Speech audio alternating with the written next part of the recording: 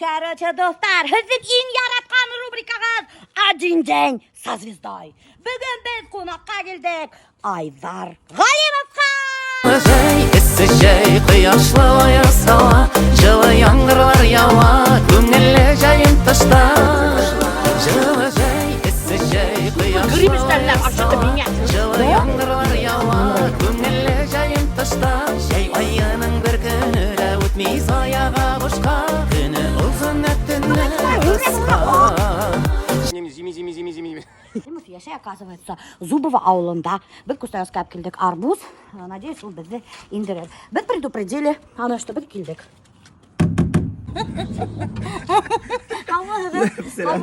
Несел тұрағы ұйқынан, обычно? По-разному. Иногда кішілер ұйқыдан тұрғанда мен әлі ұйқымаған боламын. Ну, конечно. Айдар ағай, мен ешеттен вообще күнді гастрольдан сағат таңғы 5-те, 6-ла қайта. Шунан hún ұйқылай, кеске сағат 5-ке дұртқа қаттым. Шунан hún тұралай. Ол, короче, ночная, несек болалау? Несек болалау? Ночная, сава. Скажи еще раз это на камеру. Сенің жанымның яртысы. Спасибо. Сава. Че, бабочка, давить надо? Что у нас сегодня будет на завтрак, Айдар ағай? Ой, от меня, конечно, завтрак, какой-то изысканный завтрак не дождетесь, это точно, потому что куплер, блядь, то, что мен готовить не умею. Әлемде передачаларға приглашать етілер, ол тайында, ол БСТ-да. Дұрсын екенде почти что готовый шлят қойғандар ейін, меня пришлось просто, честно признаюсь. Короче, достар, сенсация, білмәхәбі біліп қойған. Айдар ағай на самом деле вообще әдірлей білмей. И ол мына любой шоуларда қайда участвовать кен, где с готовкой связано. Уға готовый блюдо алып келгендер да, и типа бұл Айдар ағай бішірген. Прикиньте, достар, мына шулайтып халықты алда берген телевидениялы. А у нас сегодня все будет по-настоящему. Ну, яичницу, наверное. Ну, чайный заваривать я могу индивидуально. Вот чайный мен заваривать там яратып, на самом деле. Ну что мы, я не... Он нашел яичницу, это пора газинде. Бір телеканалда біздің холодильникті түсірген ее. Пускай будет эксклюзив. Давай. Можно ну, так? Если что, подготовили бы, конечно, хороший враг. У нас все спонтанно, достар. Кстати, юмыртқалар магазины көрініп тұра. Ауылдан бірі де күстеніз, походу, дело евермей. Евере. Просто біттігіне, менің бір туған родная сестра всегда отправляет. Сухие дрожжи, трубочки для молока, масло кахетинское бар. Ого. Шунан хун, бунда. Вова, я знаю, вот самое главное масло вот это. Меня когда дусларабызны ктілер, это отжим вот семечкадан. Какой-то авокадо, был тоже алимаке тыквенное масло. Короче, ных майдардың разновидностары достар көп. Домик в деревне, оказывается, Айдар ағай да. Сыр ламбер ярата. Да, ламбер. Или они раньше были нормальные, хорошие, сейчас они немножко другие. Вот ламбер, прислушайтесь Айдар Галимовтың мнениеге.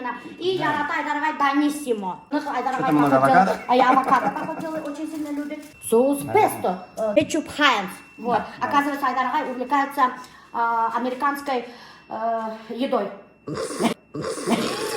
Не угадал. Айдар ағай даже не знает, где лежит посуда в его доме, прикиньте. Бір сағат бір тарелка мерді.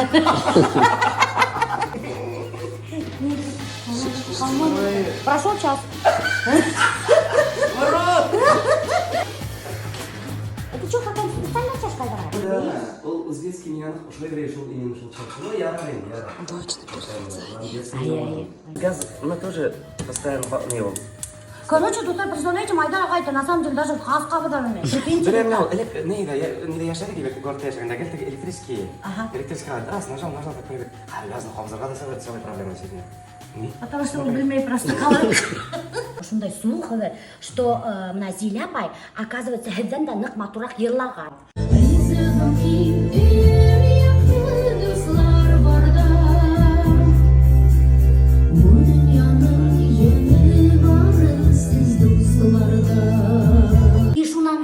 Когда сәхнеге уже барып мінгәс, запретили Зиля апайға ерзарға. На самом деле, Зиля апайың бик мотор етіп жырлап еді, очень красиво поет. Мы же обе участвовали в шоу-художественном самодельстве, техникум в транспортном. И там Зиля увидела то, что я пою. Я услышал, как она поет. И в итоге как-то вот это... Бір ерсі тоже влюбился икенсі ерсіға, и ол айтайында. Певцы влюбляются в голостине. Может. Вот. Бергелеп мы выступали, и вместе выходили, и дуэтами пели. Не запрещал, это я смело могу прямо как камеру сказать. Не запрещал, конечно. Она сама выбрала. Зиля выбрала именно семейный очаг. Активно ведете на Инстаграм, Айдар ағай? Ну как, не совсем активно. Я же был изначально противником этого. Считал, типа, человек должен жить именно в реальной жизни, а не в какой-то виртуальном мире. Я так, бір елдан, бір ел. Люди уже 100 тысяч, 200 тысяч подписчиков было, а я все еще противился. Дурак. Вот честно, это было неправильно. И рядом кызыгы ведь гузель блогер. Ну да. Активно ведет Инстаграм. И Айгизе тоже блогер. Была моя ошибка, я считаю, что я сглупил. Айдар біліп қойған, Айдар ағай был ярым противником Инстаграма. Подсолнечное масло надо было немножко экономить. Кубряк кеткен. Да, Миша? Ой, вообще, тысма етіп, өз көке бешіріп аталдықтар. Зилапай, вообще Айдар ағай айтты, что ол күнде завтракка көке жарып ашатам Зилапайыңды түйіне. Жылы түйіне, бүт ашанып мына жарып қостыр енді. Сен заварчик. Вот заварка, вот бұлар не помешает, конечно. это не помешает. Может, сен бірін алдырып, бірін сағырға Егер мен сынып кетейік. Жоқ, Айдар етте қамасалап ерімәтеді. Бір чашка сейсіп күні. Потому что резко появляется, резко исчезает.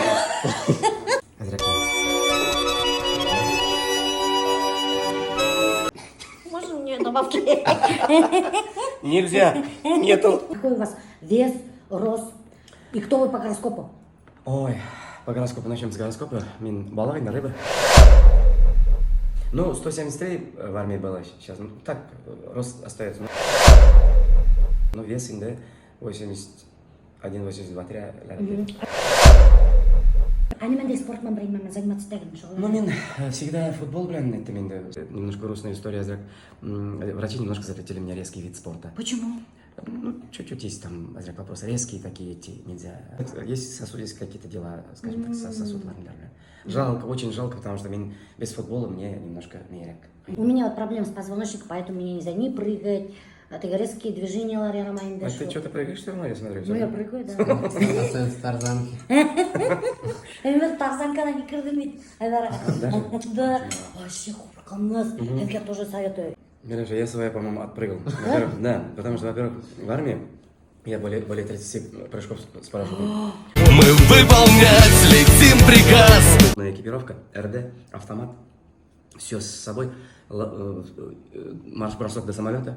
Самолет летит там 3-4 часа, выбрасывает, парашют скинул, дальше марш-бросок. Вот каждый прыжок, вот я говорю, больше 30, это отдельная история. На день ВДВ прыгал, ну, один раз я очень неудачно приземлился. Это 33-й мой прыжок. Парашюты были не свои. В небе у меня раскрылся запасной парашют.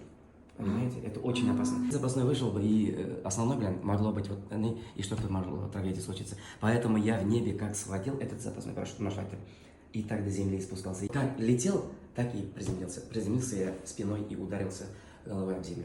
К сожалению, нашел удар, он бесследно не остался. Еще пару аварий плюс к этому. Айдар ағай душой и телом настоящий ВДВшник. Его до сих пор тянет в небо. А еще я вот так люблю, Юрат.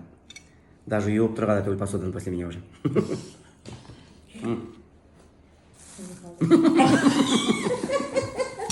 Қазір біз қайда кетіп бара жатырмыз Айдар ағай? Яғни ерісіп. Ай-яй-яй, про лето именно. А когда снимать? Именно летом. Очень боюсь, что опоздаем, что как-то чуп қалырға керек енді бүгін. Ага. Пока погода А клип вообще по времени сколько түсірелер мына клип? Ой, по-разному. Отналар бойын түсірген клиптар да болды. Короче, достар, біз мұнда келдік кинотеатр Салютқа. Сейчас Важный дедушка, достар. Айдар Галимов команда как огурчик. Прикиньте, как огурчик, сын. Да вообще, достар, қайда бармақ бұл үйіріп отыр. Кеше мұнда вообще. Я сегодня снимаю второй клип в своей жизни. Реналь снимает клип Айдар Галимовқа. Это мой костюм. Охрана, кстати, мен Айдар ағайдың клибында düşемін. Охранник был. Представляете, в новой роли. Все хорошо.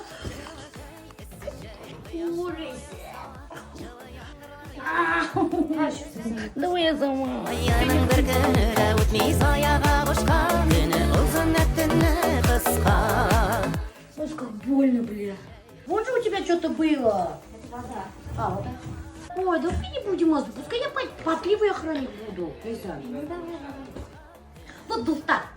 Чего я только не терплю ради сторисов, чтобы я қызық болған все. Целый ты кинохамак ты шега трошава. Ну и клипта клоун был ты шагадин, получается, да? На Харри гримировать. Получается, что так похоже. Кто-то придумал, я вот согласился. Парк и клоун. Я думал, клоун должен быть конкретно какой-то клоун сказал, что это я. Айдар ағай, оказывается, даже не знал, что он будет клоуном. Айдар кривой, да, мин была сакма. Клоун и мин. Клоун и охранник. Давайте охранник ролында мен түшкенім жоқ әлі. Мен клоун ролында түшкенім. Все мы делаем впервые. Айдар ағай, а вы мой клип видели? Какой? У меня же клип вышел. Айдар ағай даже не знает, что я запела. Тек қорағасымен келдім, мәңгілікке кеңе, жүрегімді бердім. Компьютерда весь можно подправить. Это можно, все что угодно можно.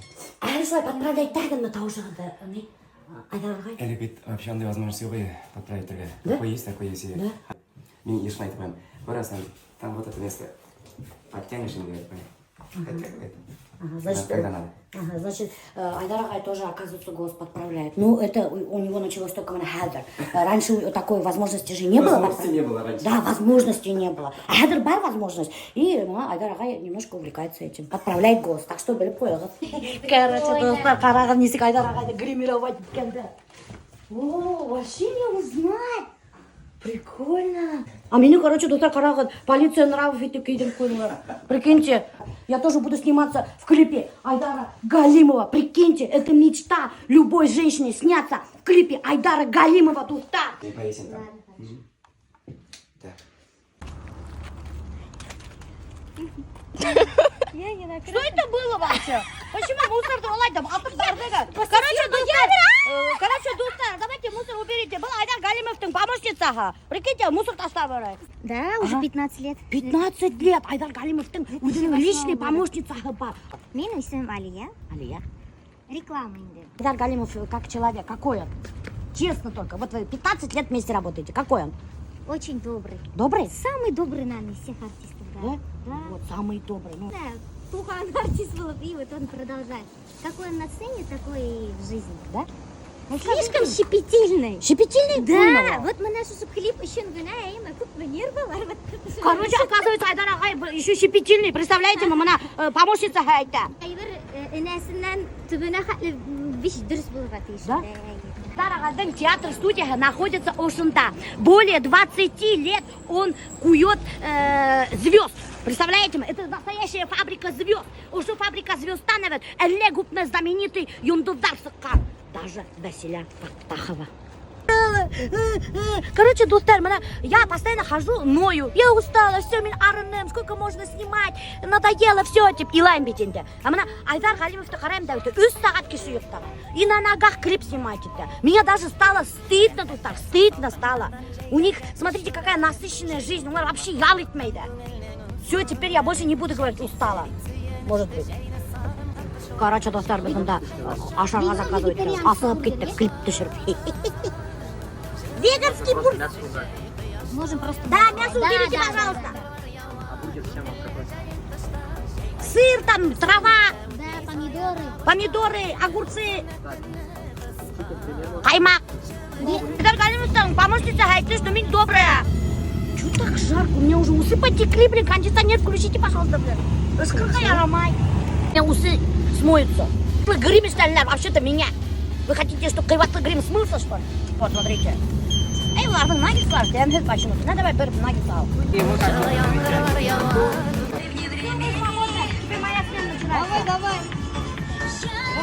Короче, начали съемки клипа. Айдар ағай раздает мороженое тут балларға бесплатно, прикиньте. А я охранник аттракционов. Понятно. Мимо меня ни один ребенок не пройдет.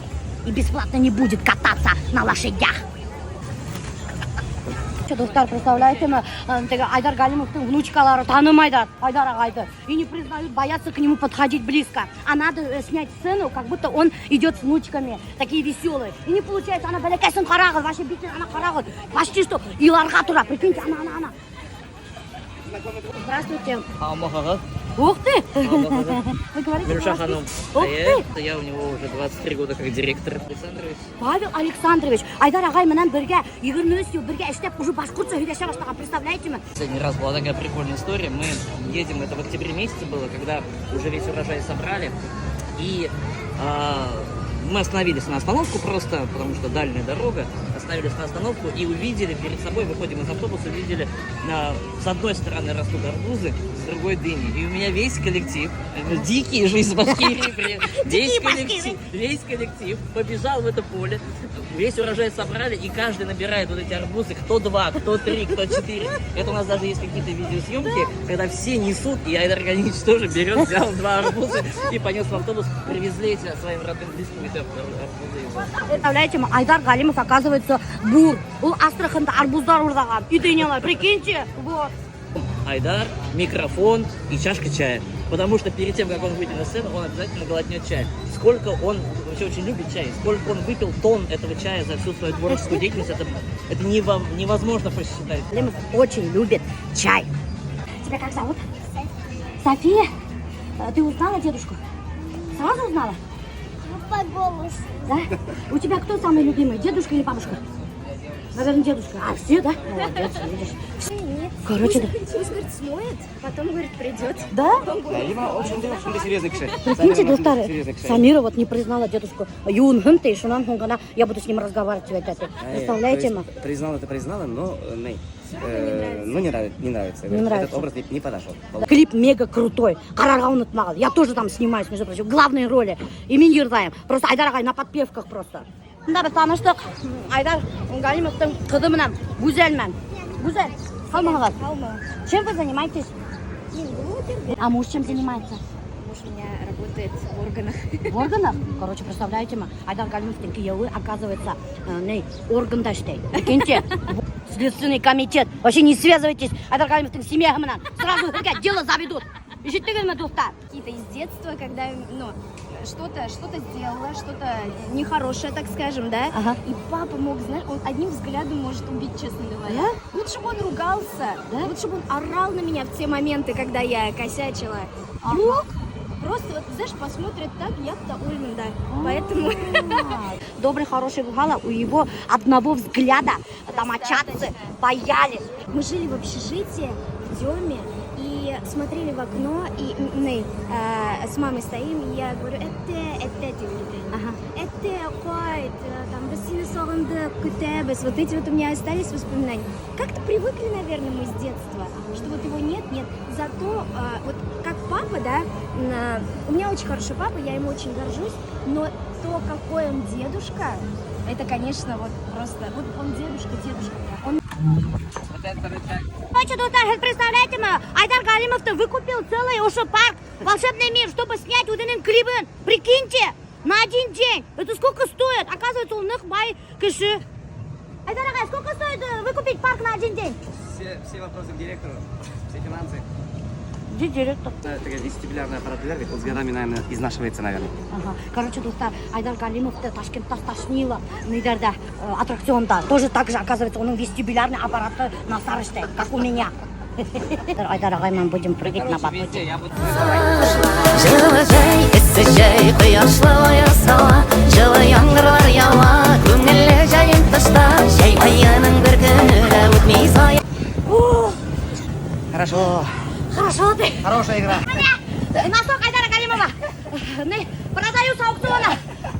Стартовая цена 10 000, достар. Кімге керек? Айдар Галимовтың носки. Прокатка ломал, кстати. Меня не жалко. Спасибо.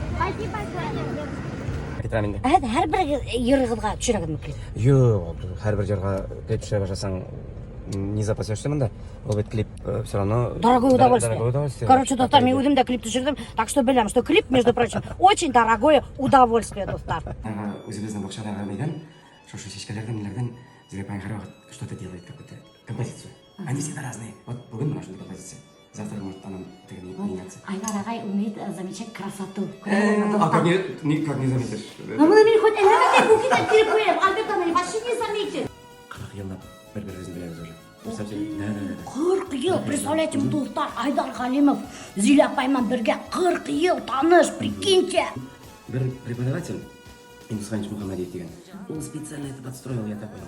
Журналны итіп келеді мына неге, учебный частьқа, онда Зиля деген бір қызы қай болыр, шоңға передай журнал деп берді оны. И вот я как староста пошел передавать этот журнал. А может, он Зиляпой попросил его так сделать? Откуда вы А знаете? там выяснили уже. Нет, это инициатива именно Индусавина. Их свели специально. Йонды бұларға рахатына қайдарағай, ысылыңғын айтырға. Конечно. Конечно, жеттігін. Ну, наливают иногда, например. Вот наливают прямо. Ну, аңдауым, что Да. наливает, аңдауым, что наливает артистам. Ну, мына, именно шу вақыттарда ведь мына испытание өтәһін тегі лишнего видеомет короче. Ну, это да, тоже правильно. А если мына, меня тоже, мен артист болып келдім да, и захочу, скажу, юг, меня не надо не встречать, меня не провожать, мен қазір қойдым да, сөз кеттім, знать не знаю, көрішкімдегі мен вақытым жоқ дейгім. Вот ты в чем дело. И так же не сделаешь, так же тоже нельзя. Это же тоже неуважение. Вот да, какой-то баланс надо находить. Ты знаешь, где у меня скидка самая большая? Все удивляются. Есть же мастер вин. Мне когда-то директор увидел, это мастер вин, вино на это берет, и говорит, ну, надо было какое-то мероприятие. И она вышла и говорит, вы тут у нас, ну, это вот так. Знаете, мы вот хотим вот именно треп очень большую скидку. Иногда, наверное, продавцы сами даже удивляются, там скидка не маленькая. Тоқтар білмәгәт біліп қойған. Мастер виндің директоры, специализированный скидка, бонусный карта специально для Айдар Галимова эшләгән. Представляете ме? Потому что ғұмыр бойы газон нетмеді енді. Газон деген әбірін білмедік те. Ғұмыр бойы теге қолда касса, шалға. Қышын қор кірге яратам. Это раз қол жейлерін, яңа хобби ол газон. Мен аны шонда не келдім фикірге, не мен аны яратам екен, не менге ұшы екен деп көңілі. Білесің ме, әлгіде баяғы жол болашақ қайланып қайттым.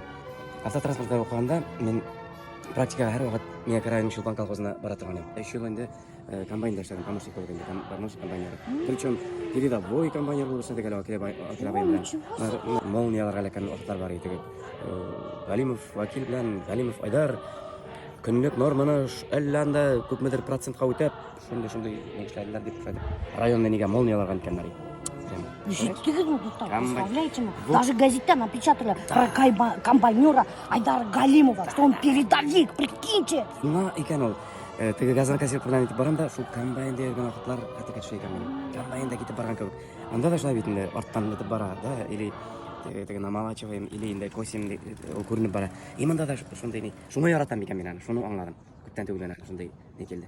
То вы любите, что всегда все было в порядке, все по полочкам, все по линеечке. Мы на этом приближенные решать ведь дрыхнул. Порядок люблю, конечно, это да. Да. Это как называется, Аликан? Перфекционист. Надо записать. Куптар ойлайдар кетсе, что юнтуктар, алар байдар, они держат садовников, поваров, уборщиц. Получается, это неправда, вы все сами делаете, да? Ну, мы сами этого хотим. Зиля отвечает за все деревья, за все цветы, я за газон отвечаю. А мы сами работаем, нам это нравится. И теперь комбайнер Галимов. Как урожай в этом году, ты какой враг? Кто ваши были родители по профессии, Айдар Агай? С гордостью говорю, что я сын водителя, они именно филолог, доктора. Получается, никто не пел, а тут вы запели. Ну нет, они пели, конечно, они тоже на сцене как бы даже встретились, ветрика была. А у вас в семье детей-то? У нас двое только, сестра и я. Ага, как у вас с сестрой отношения? Прекрасные, Аллах шкур. Она чем занимается? Столовой да эшләде, повар булып, детский садик тогда. Много чего не умею, а чай часто сам завариваю. Индийский, цейлонский. Это ондас. Фарваз есть у меня. Фарваз, он же охотник, он сам прямо в лесу вот это все выкапывает от простуды. Где-то за полгода столько половина ушло. Из сада именно горлование правое. Метрушка обязательно. Специально собрали чебрец. Такой у нас этот есть, могу гордиться, потому что холодная буль прямо не ден. От кухни и туда уходит все. Сами это все придумывали, ребята, егинды. О, прикольно. Так, может быть, больше пар или давление. Заваривается лучше, когда именно вот так. И иногда полотенце просто надо закрыть, и чтобы она заварилась. Айдар Агай, до сих пор ты часто говоришь. Ты был гаман часто. Косял, узбекский косарь. Куда его делали, я не знаю. Слух пошел, что Айдар Галимов самый любимый певец Муртазы Рахимовой. Это хватило мне, вот как раз где-то лет на 6 хватило, а потом там другие процессы пошли. Помогала во всех районах. Куда я не приезжал, меня встречали, потому что это же любимый певец Рахимов приехал. Вот так у нас. А потом 2003 году резко стал нелюбимым я. Ну что поделаешь. Но это уже другая история. Айдар ағай, тағын бірді слух деп айтайын мен де, мына біз бала сақта, когда Василя Фаттахова келіп сықты, хедің мына продвигать тауышыңыз, хедің театрда келіп сықтылайын, evet. Кіші хейлейне, что хед Василя Фаттахованы продвигаете, что у вас вообще на самом деле бурный роман. А біз Селяны, во-первых, Құдай тағала өзі юнәлткән деп ойлаймын біздің студияға. Мен бик шатмын, әгәр дә Василяның исемен халыққа танытуға нендер роль ойнай алуыма. Енді ол теге халықның бет нетіп білмей, жауап қойып білмей нелерін дегендей сөйлеген сөздерін. Әр вақыт нендер имеш-мемешлер ғұмыр бойы ерді һәм ерешек енді ол. Әйтілмәген махаббатым, ол Василяның күйі, Василяның ойнауы. Біз бит аны Василя ойнап башқарды да, шуннан бергәләп дуэт башқардық бит енді. И шуннан крутой ғана аранжировка кешеләргә уйладык инде, шул неге. А потом уйлап торабыз, а зачем нам крутая аранжировка? Вот эта игра, мына шул уйнау пианинода, шул это же самая крутая аранжировка. Чуть-чуть фон куп бирдик, там эшләдек. Конечно, анан клип, әлегә бая клип темасы бит инде. Василя белән, балагай, хәтерләйм, чуть ли не минус температура залда, да, и шунда бит әйтелгән мөхәббәтне кулларны әйтеп. Ну, конечно, после этого клипа как не подумаешь, что у нас бурный роман. Конечно, подумаешь. Получается, после этого клипа шундай слухи больше, пошли. Конечно, әйтелмәгән мөхәббәтне башланды инде ул. Такие моменты. Мин анда инде Василя нәзрәк җылтыргада тырышып якынрак кемендер инде үземнең җылылыкны биргә тырышкандыр инде дип уйлыйм даже. А так, Василя белән гомергә шундый неләр булды, взаимоотношения, как абый белән сестренка. А Василяга, значит, через меня выходили некоторые люди. Мне очень тяжело об этом говорить. Вот тот момент я не сказал нет. Я почему-то познакомил этих людей Василя белән. Я очень жалею об этом и очень... Это нормально закончилось все, Аллаха шүкір. Но Василяның күңеліне барыбер какой-то обида не тұрып қалды шул вакытта один раз. Я первый раз об этом рассказываю. И вот это... Василяны я должен был наоборот защитить и не допустить этих людей, да? А я их даже и познакомил. Ну, они меня, знаете, чем взяли? Мы поможем этой девушке, мы сделаем то-то, то-то, девайтилар. Мин шуңа мин хотел из хороших побуждений, да? Наоборот, сделал ей как бы не очень-то приятно. Вот это я жалею об этом, жалею. И исправить уже ничего нельзя. Но при жизни, Аллаха шүкір, при жизни Василя алдында шулай ғафу өтіне алдым аңардан, аның алдында. Аллаха шүкір, ничего так, Василя смогла как бы нетергә все расставить на свои места. Она смелая была всегда, очень мудрая, айтам бит. Ну, күл янына келдік. Мына жей дигәч, мына күлне күрәсе килә, әзрәк Бәлки балык тотып карарга кирәк. Күптән балыкка барган юк. Мин по гороскопу балык, миңа балык эләкмәй инде ул. Айдар ағайдың үйінде чистота порядок бүтін жерде все по полочкам разложено. Именно машинағына утырғаным өте прямо идеальная чистота. Мына единственный бір сәске ята. Это Самира меня подарила. Башта бір поездкага берне биргән ие, вот это. Ну не могу мин аны ташларга колым бармай. Бір поездкага барганда мына аны берде. Кичә тагын бір поездкага барганда кортәтәй мына дип цветочек дип мына берде. Мына шуңа биналарны үзем менә шайтып йөртәм. Бу Самира моя маленькая. Айдар ағай очень любит своих внучек. Ну, как их не любить. Улеяда инде. Так вот, продолжим разговор, достар. Айдар ағайдың машинында бір сан да жоқ. Мына представляете ма? Вообще ялтырап ята. Мен даже машинада отырдым, қурқа отырдым. Мне даже страшно было на самом деле находиться у него в доме. Хәзгә рөхсәт мәнләре күрһәтергә достар Айдар ағайдың мунсаһын өтә. Мен мунсаһынан кем өтә. Вообще капец, мен куркып йөренем, что менің аяғым бысрап тып қоймайым мунсаны өтеп. Анда до такой степени чистота порядок. Если этот выпуск «Один день со звездой» наберет 10 тысяч лайков, мен Айдар ағайдың мунсаһын күрһәтәм. Һез просто ауыдығызды асып қарайсақ, это просто капец, а не мунса, дворец настоящий. Даже неудобно, меня неудобно было уже. Вы соседи, Айдар Алимова? По очереди. Вас плохо слышно, по очереди говорите. Ағай увлекается гусями. У него хобби, гусей разводят. И аның ырғасында, үйінің ырғасында осындай бар күн, и ол күн де шуларды әпкелейінді бұнда.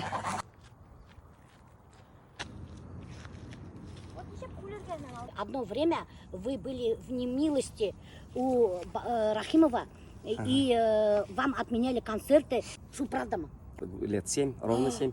7 Ну, лет? так получилось, да, и 7 лет это очень много, мне кажется, для творческого человека. Но это было, это тоже история. И ему так преподнесли, что я как будто бы что-то как-то где-то как-то не так, не то. И он поверил в это, к сожалению. И дал соответствующие какие-то указания, дал и забыл, наверное, деп ойлаймын мен. Берген да какой-то әмірлерін и он то. А у нас же маховик такой. Государственный маховик, он такой. Потихоньку сначала какой-то дворец Сларган не пускали. Скажем, центральный дворец Нефтяника нельзя было, мне в черный список попал. Не понял. Потом телевидение закрыли. Никаких правительственных концертов, никаких мероприятий, никаких изданий. Никто у меня и интервью не брал. Так что у нас все нормально. Офигеть. Да, и все. Мына 7 ел Айдар Агай был в опале. Как вы зарабатывали деньги? Правильно, по районам там ездил, просто не встречали и не провожали, как раньше. Помогало, что татары-башкиры живут по всей стране, и мы ездили по стране. А как вообще потом решили этот вопрос? Муртаза-бабай ушел в отставку, потом пришли другие, и потом потихоньку уже начали снимать эти запреты. Шулай гана. Слава богу, Аллаға шүкір, бір нендей қалмады көңілде. Аның белән күрешеп, аралашып, өткәннәрне уйлап, бір нендей аңа карата булган ниндидер начарлыклар, ниндидер начар уйлар миндә калмады. Под эти какие-то методы я просто попал, ну что поделаешь, это тоже бывает, это тоже история. Наверное, в первую очередь начинают обвинять артистерді. Вот, артистер, куркалар, худайтерге, постоянно шать вядаларга теңді. Артистерге, где хорошо, они туда идут, куда сказали, туда идут. У артистов тоже есть определенная зависимость, что поделаешь. У них есть близкие, у них есть семьи, у них есть команды. Не всегда можно сделать так, как ты именно считаешь правильным. Не всегда, к сожалению, большому. Осуждать, не торопитесь осуждать. Время всех рассудит, скажем так. Поверьте мне. Айдар Агай, клюет, давайте.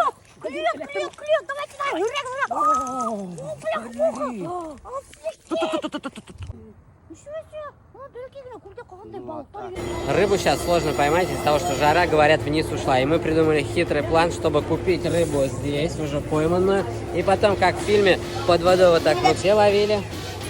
Конечно, бирски. Мандаян. Бирманде унустельке. Прикиньте, нам рыба обходится 1000 рублей. Такую рыбу по ночам ловлю, когда нет жары. Вот в чем секрет. Да. А вы сами? Сама рыбачу. Стараюсь. Вот.